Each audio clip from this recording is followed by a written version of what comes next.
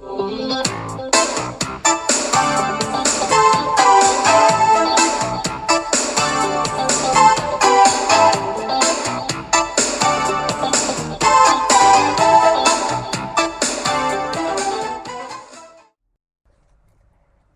hello, all the leavers and believers and special guests, the unsaved of Leaving Hillsong who are not yet converted. Welcome back to this conversation.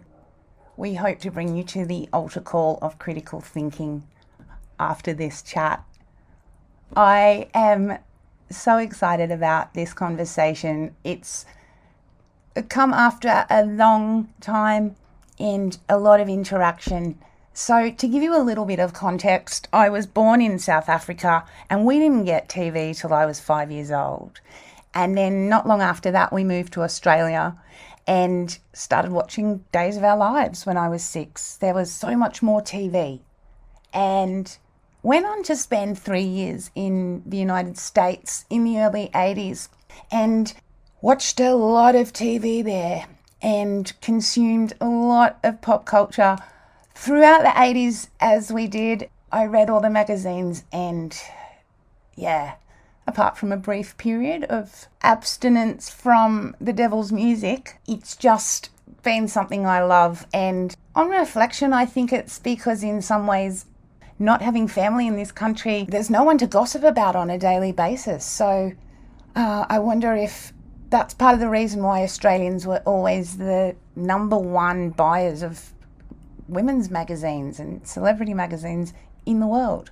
But the other thing as well is being a part of a Pentecostal church or this kind of Hillsong brand church doesn't really help the celebrity obsession, whether it's a celebrity directly like the Justin Bieber phenomenon at Hillsong or just that celebrity pastor style that's encouraged, like what happened with Carl Lentz.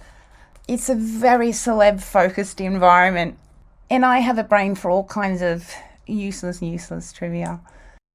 The Word of Faith movement has also just turned the Bible into a bunch of stories that these pastors like to apply at will to their lives with kind of superhero characters that you can follow along. So I really don't know anymore the difference between, Moses and Aquaman and Jason Momoa anymore. So for anyone who wondered why I randomly brought up the Johnny Depp trial, Houston's herds is all just people desperately competing for attention, isn't it? And I think we also have to hold Jeff Bullock quite responsible for making those really catchy tunes back in the day that sunk in so deep, like you hear every week on this show.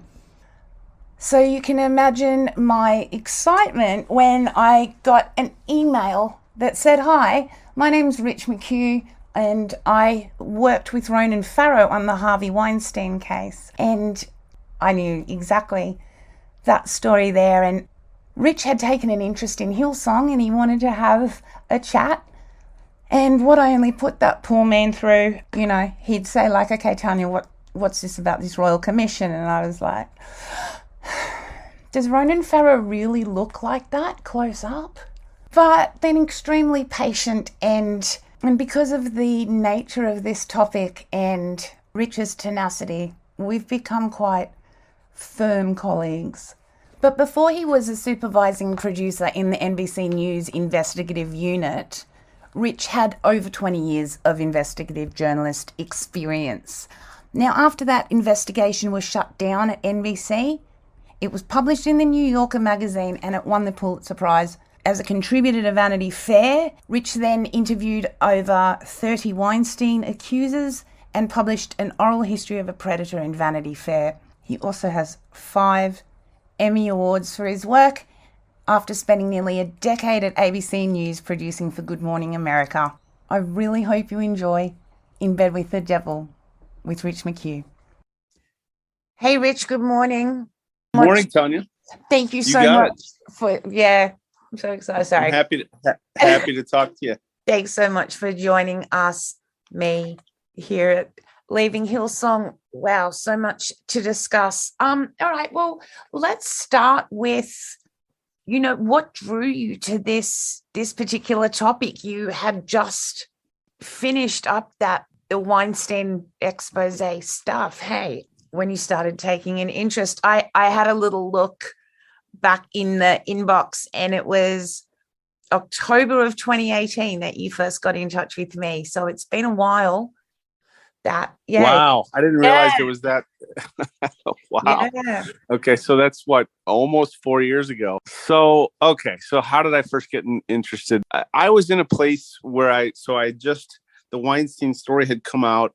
I had left NBC more or less in protest because of their killing it. Yes. The story, and they're ordering me to stop reporting. I took time off. I didn't work in the news business for a little bit. I took time off. And I was also going through a time where I lost one of my parents at the time. My father had passed away.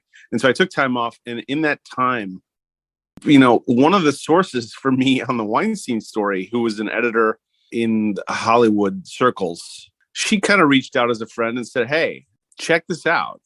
Have you ever heard of this Hillsong?" And I was like, I kind of had heard of it only because of the Bieber take of it in America. So I said, I'll like, you think this would be a good story for me? And she's like, I don't know. Something about it tells me that you'd be interested in it. And she sent me a post. It was like Crazy Days and Nights post written somewhere in Hollywood. I think it was by NT Lawyer, I believe. And it talked about this church and the celebrity, and that there's scandal, goes all the way to the highest ranks in the pastors. And I was like, if this is true, this is right up my alley. And so that was the initial kind of like, okay, this is a good story, because it's the intersection of celebrity, money, faith, international. It's got everything. That was it. Oh, yeah, there's something for everyone in this story.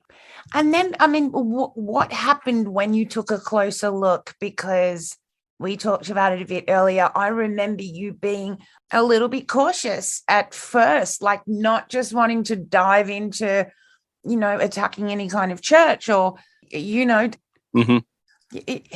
unnecessarily being negative about faith or, people's expressions of faith. So, what did you find when you did start looking? Well, a couple of things. I mean, I was raised a Catholic, and still I'm Catholic, but I know that there are tremendous abuses in the Catholic Church.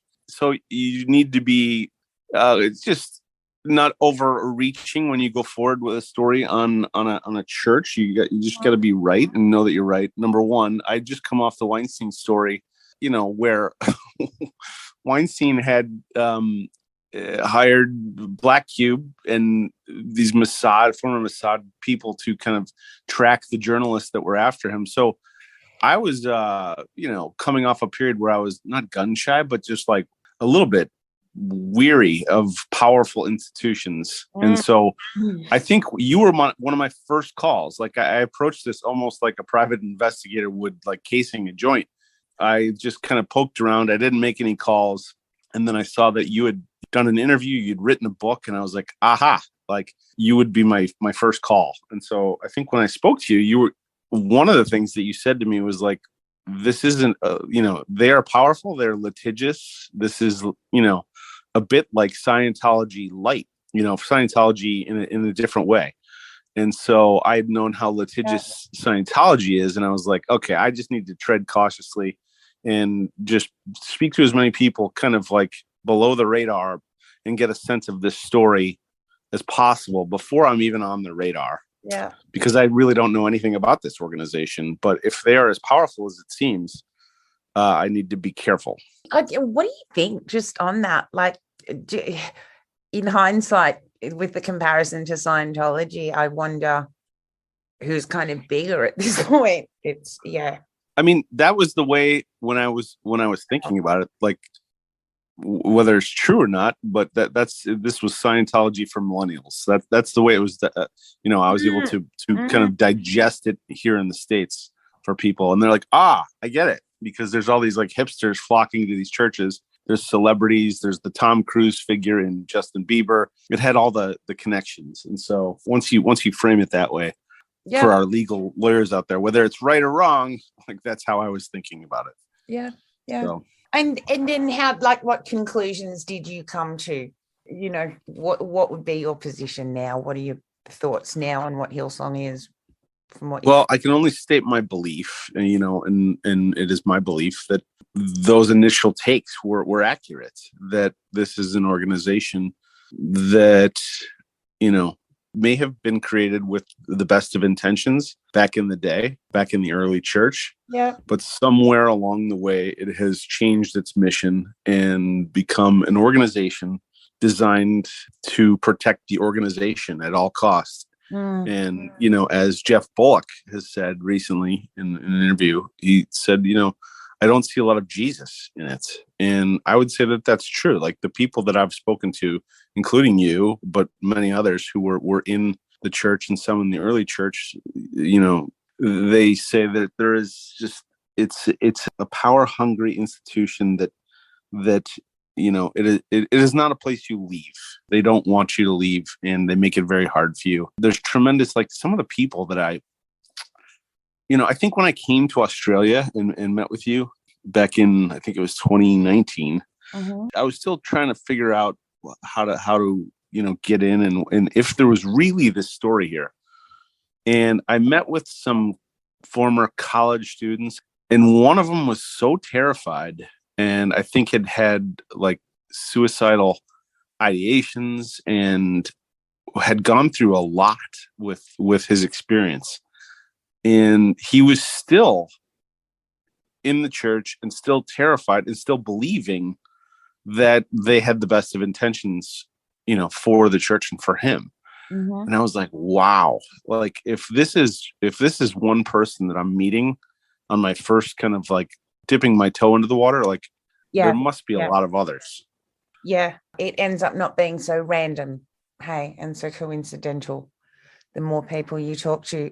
What else were people telling you? Well, they were terrified. They thought they were the only ones. They had signed non-disclosure agreements, so they couldn't talk to me. I was like, wait a minute, you're a part of a church and you've signed a non-disclosure. Why did you sign a non-disclosure agreement? Like, what does that have to do with church? And they're like, well, it's part of the intake process in, Hillsong College. And I was like, all right, well, that's bizarre. But I just come from the Weinstein world where, like, everybody had been NDA'd. And so it was something I was versed in. And so hearing these students and these, people inside the church spout this back to me, I was like, wait a minute, you don't even realize, like, you're being suppressed to protect something, not your rights, but their rights. And so you have to examine that. Why is that? I don't know. It was just an early realization that there is a lot more under the hood here, as they say. And it was the kind of invitation that, like, you need to go forward. But I should also say that it was not easy. I mean, you'll relate to this, because it's like, what I found is when you report a story and there's abuses, and let's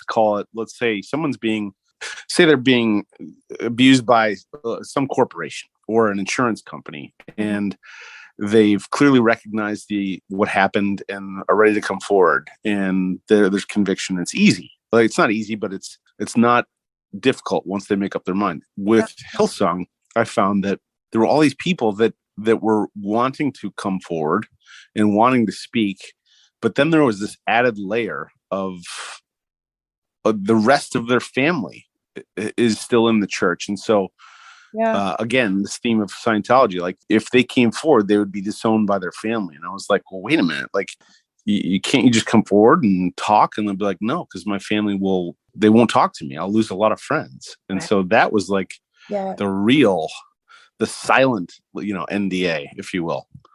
Wow. So it's been hard. You've seen enough now to, I guess, feel pretty confident in moving forward.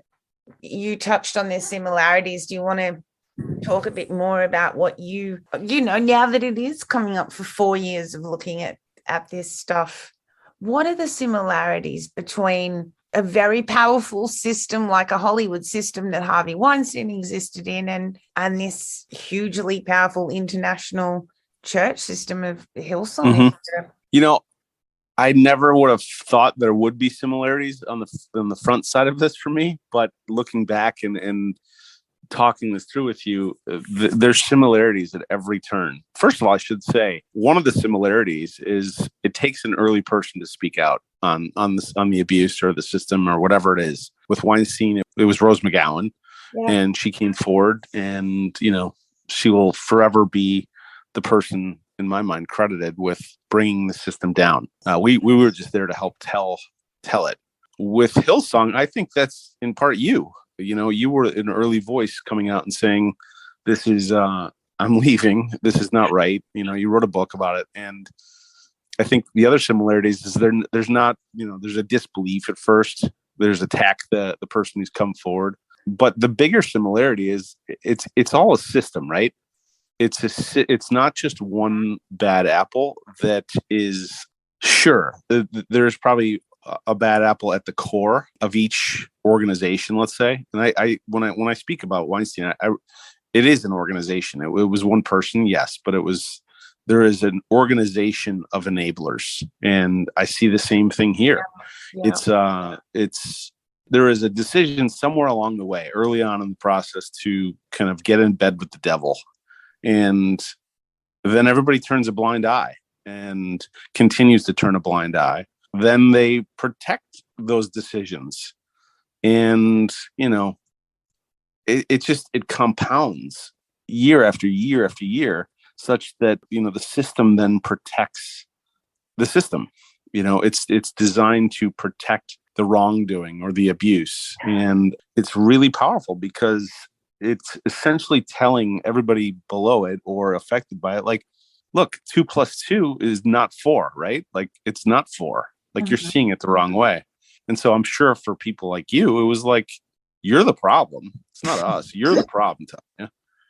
Right? I mean, was that I have to believe that was your experience. Well, yeah. I mean, I look around and go, God, can't anyone else see what's going on? But I mean, these systems do benefit certain people within them, I guess. It's this old question of, like, when do you get called into the back room and told what the secret is, or how does that all work? And it's interesting because we're starting to see the enablers and the entourages and those kinds of people getting held more accountable. I know that R. Kelly's entourage and ranges of girls are, getting looked at, and hopefully more of how those systems work will be pulled apart.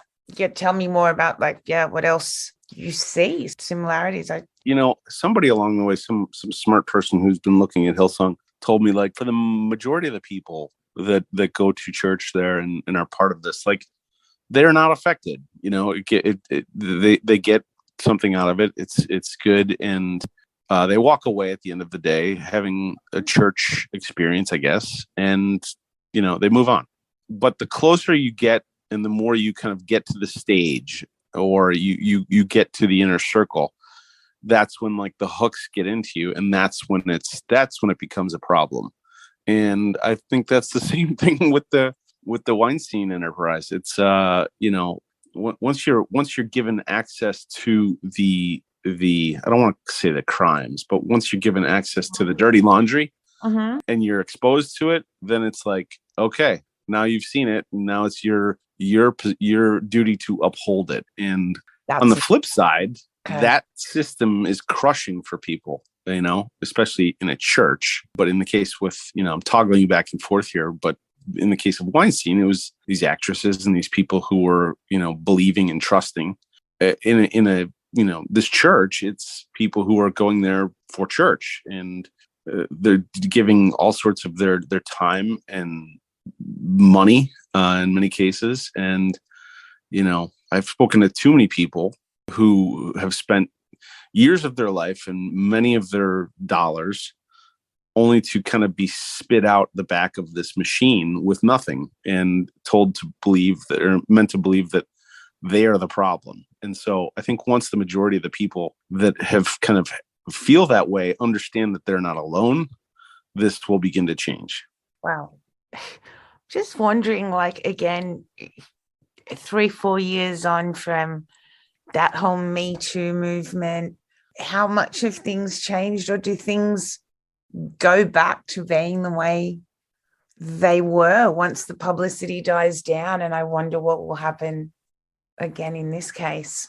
What do you think? Like, do people just, the more things change, the more they stay the same kind of thing? Or what can we hope for apart from, I guess, awareness? I don't know. My hope is that things have changed since Me Too. I'm not sure the quote Me Too movement is recognizable in what it once was, but I think it brought about an awareness, and at least in the United States, where I can see it, an understanding of what is completely unacceptable. Yes. In workplace and in situations that was overlooked before 2017. Yeah. I believe that has fundamentally changed.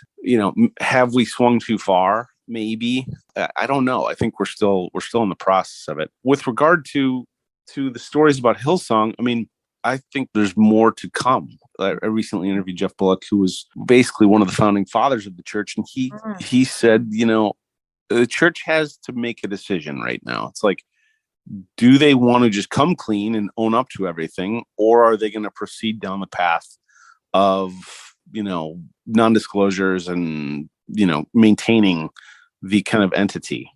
And if they do the latter, I don't know if he said it's going to be the end of it, but it's not good. If they come clean, then that would be a very good thing, and just kind of own up. But we'll see. I think this story's happening in real time. And so there's a lot more, I think, ahead. It started like I think, and I'd be curious if you agree with me, but people like yourself, like writing a book, coming out, speaking, it was the beginning of it. And that was years ago. But I think the Carl Lentz kind of like implosion really kind of got the ball rolling. And I don't think they knew exactly how they were handling that situation. That it was like, I likened it to I think I pitched it to one of the articles to Vanity Fair initially. And I was like, this is like a cruise ship going at like, however many knots fast. And all of a sudden it hits like an iceberg, and there's a massive hole in the ship, but it's still cruising along, and nobody really knows, on top decks what's going on. Yeah, and they're rearranging the deck chairs still. Yep. It's incredible. What do you see? I mean, you've been a watcher of this for now since you've left, and there's not many people that know the kind of the machinations of it as well as you do. I mean, I've seen what everyone else is seeing, just so much fallout, so much damage, I guess way more than I ever anticipated. But I was just like anybody else and thought I was the only person. It was my fault and I'm exaggerating and all that kind of stuff. But yeah, it is severe. The trauma that people experience is just way deeper, has a way greater impact, and lasts for so much longer than I could, have predicted from where I started. And there's just, I don't know, tens of thousands of people affected around the world. I don't know, because these people have a very vast reach. So there is more to come. These are just, the problems they've had are just little leaks from a very sick system, I think. And when the Band-Aids get ripped off, or whatever analogies you want to use, don't know how bad it could get. I don't know. It's interesting. It's like you watch they're trying their social media. They're trying to keep a good face and chin up and say the best is yet to come. And it's kind of like, well, I don't know. Is it? It's like just putting window dressing on things a bit. It's such a powerful organization. You might call it company. That, if you think of, like, one of the things that I always used to say with about Weinstein was like, if this guy put as much energy into like doing good and making actual films and stuff that he did into suppressing and silencing, like, he would be like even bigger, because it was an inordinate amount of energy the guy put into like dealing with his crises. that he created. And so I kind of see that same thing here. Yeah, for sure. I mean, there's so many opportunities we think that they could have fixed things along the way, made things so much better. And, then there wouldn't be all these criticisms now. But yeah, can you imagine? Fascinating personalities there. Hey, like real digging in kind of narcissism there, just doubling on down. Yeah, I mean, like their music is really good, and their reach is massive. And so you think, like, why not just open the books? Why not just be, open yourself up to accountability and be honest, be forthright. And I think they're actually missing an opportunity to grow even more exponentially by doing so. Instead, they've made a decision, and we'll see. We'll see what happens. But my guess is it's going to be a drip of people out of the church, if not more. I mean, I don't know. Are people leaving? All the celebrities seem to have fled. Yeah, the numbers are down, and the pandemic didn't help with any of that. But yeah, and then the scandals and all of that. So, attendance is down, giving is down, which is a problem. But yeah, but like, do you need all this money? Like that's, I remember going to some of these services in Sydney and being like, I think they asked for money like 4 different times throughout I was about to say show, but 4 different times. And I was kind of like, okay, I get the money thing, and churches are powerful, but like, is it to expand God's kingdom, or is it to, what is it all for? Yeah, there's a lot of expenditure. It's made me really, really jaded about organized religion. I now travel. I'm working on stories here and there, and I'll travel to some part of some town. I see like some church, like new Christ or new church. Yeah, and it's like the markings of like all of them. And you're like, God, man, this is. I hope it's a good organization, but they all kind of just now rub me the wrong way. Yeah, and that's easy to happen. And they do all bear a lot of similarities. Hey, I mean, doesn't take long to kind of figure out what each one's about, really. No. I mean, once you've, done it as thoroughly as you have now. I don't know. I'd be curious to see where you think what happens to the church now? Does it, in the next several years, does it survive this? Does it? Well, look, all of these pastors that have gone their separate ways have all left with, loving platitudes on the way out. There'll be new partnerships. There'll be, these guys aren't going to like retire and just play golf. They need that attention. They need that narcissistic supply. These guys are going to keep going. Then they love the money and the attention and the power. And I don't know if this particular brand will keep going. I guess so. There's still a lot of brand loyalty, but yeah, there's quite a few unemployed pastors who are, itching to get back into the pulpit and the front of the camera. Yeah, no, it's a powerful vehicle for sure. I'd be curious to see what happens with Brian Houston's trial, whether he gets convicted or not. I think that could have some sort of impact. I don't know. It's unclear to me. What are the feelings, do you think, in the States about the charges and, his going to trial? Is there any kind of feeling you get about that? I don't speak with many people who are currently in the church, so I can only speak about it as a reporter. And I generally think people don't understand it because the charges we don't have the same criminal charges here for protecting, concealing information like that. So I think they process it like, ooh, the founder of the church is, possibly going to jail if he gets convicted. But it kind of ends there. Their whole fascination here is like how the church imploded with, the celebrities and the fallout and the New York pastor. And so it hasn't really sunk in, I think. Yeah, all happened kind of quick, really. Just one thing after another. Yeah. Oh, all right. Well, I mean, can we do this again? Can we catch up again in time to come? And Absolutely. what? I mean, you interviewed Jeff Bullock just recently. Sorry, he spoke on camera for the first time with you to detail his experiences about leaving Hillsong. Are there any more people you've got in your sights? Yes.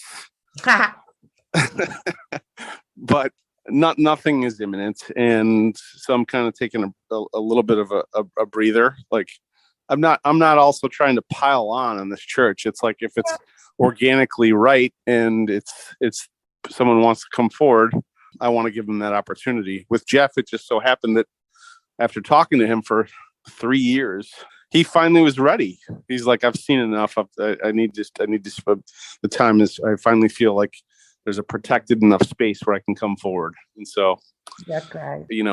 I'd be curious how his interview is playing in Australia. And for people who are part of the early church, I've heard from a number of them privately saying, wow, like, yeah, how did that happen? But that was great.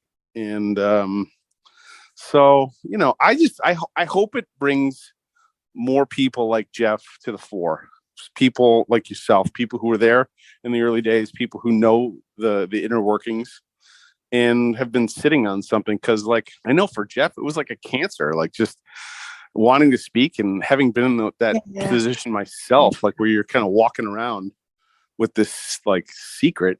It's not a good thing. And so to be able to kind of like speak out about it, I know it was cathartic for him, and I don't know. That's my hope for others who listen to it, and I know it helped a lot of people that you interact with that they have them tell you their story. I mean, you could be the central marketplace for this. Well, I will. We'll send them to you. You happy if people want to reach out to come talk to you? Yeah. Yeah, absolutely. Yeah, but I'm not the reporter who's like, you got to speak to me. I mean, I think they should just as well trust you and come forward with you. You're the Weinstein guy. Yeah, but Thank you so much for your time. I really appreciate you so much. Tanya, I enjoyed it. It's nice talking to you, and I'm happy to anytime. All right, we'll talk soon. Thank you. All right. Keep up the good work. Bye. Thank you. Okay, so I'm just going to leave that there and leave you all covetous as all get out. Before we go, I want you to hear it from Ronan Farrow himself. From his award-winning book, Catch and Kill, Rich McHugh did the right thing, even when it was the worst thing for himself, every time. Without his fierce ethics and the sense of mission in his bones, not to mention the righteous indignation of his wife, Danny, we would have been lost. He's a hero, and he lives in New Jersey. Please share this episode as widely as you can so that people can get a little bit closer to understanding how these systems work and the similarities involved in power abuse and so much more. Thank you, listeners, leavers, believers, people who have had enough now and just want to get out. Stay in touch, send us some feedback, say hello, have a great week, and we'll talk soon. And keep leaving Hillsong. Bye.